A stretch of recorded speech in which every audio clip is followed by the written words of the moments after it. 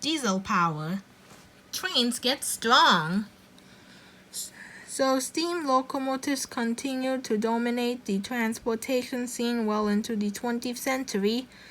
They were not energy efficient. In early engines, only about 10% of the energy released from burning coal actually helped move the train forward. The other 90% was wasted as heat. To increase energy efficiency, refrigerator engineer Rudolf Diesel created and refined the locomotive engine that would bear his name by the beginning of the 20th century. Diesel engines would eventually be able to translate more power to the wheels than steam engines, most usefully when accelerating the train from a standstill. Diesel locomotive engines don't need to burn coal or boil water. They work by compressing air in cylinders until it is very hot. The air then ignites fuel that is sprayed into the cylinders. The explosion pushes the piston, creating power and moving the train wheels. Air. Hot compressed air. Cylinder. Explosion. Piston rod. Diesel fuel. Exhaust. By the mid-1920s, improvements to diesel locomotives made them cleaner and more powerful than steam locomotives. Their energy efficiency climbed to more than 40%. By the 1950s, railroad companies around the world began to switch from steam engines to diesel. In the 1970s, the old diesel engines were further improved to become diesel-electric trains. A diesel-electric engine drives electric turbines. The turbines then power the train's wheels. In theory, modern diesel-electric engines could be as much as 75% energy efficient. Electric trains, which had been under development since the 1890s, also came into widespread use during the mid-19s. For the most part, electric trains work best within city limits because they are powered by electric rails or overhead wires. We enjoy such technology most often underneath many of the world's biggest cities, as subways.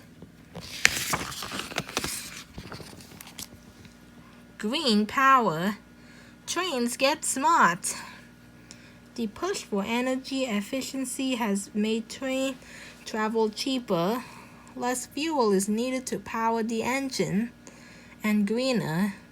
From cleaner diesel engines to biofuel-powered locomotives to electric monorails, many of today's trains let you travel in style while being kind to the earth.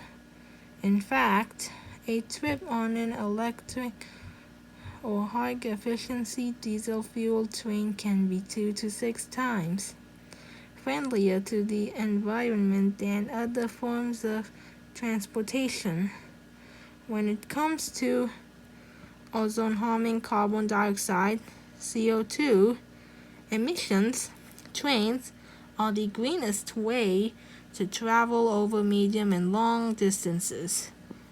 While the U.S. has lagged behind many Asian and European countries in developing modern railways to travel from city to city, some states have plans to catch up. In 2010, California got funding to build a high-speed electric rail line between San Francisco and Los Angeles. According to plans, the 350 kilometers per hour, 218 miles per hour train will be similar to models in Japan and parts of Europe.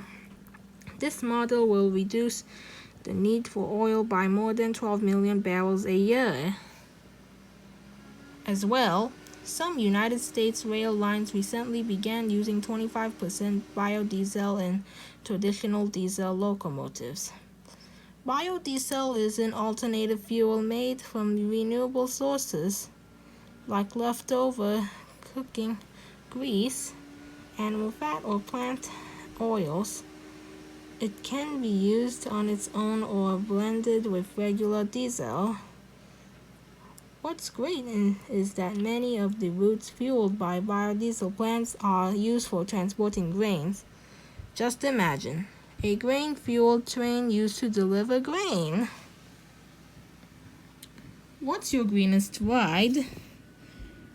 Airplane, automobile, train, pollution, including CO2 per passenger, per kilometers 3 out of 5 miles. Source, adapted from Sierra Club. 494 grams, 17 O's. 271 grams, 10 OZ. 85 grams, 3 OZ. What's your greenest ride? The answer is 85 grams, 3 ons. The answer to the question is train because of minimal ons.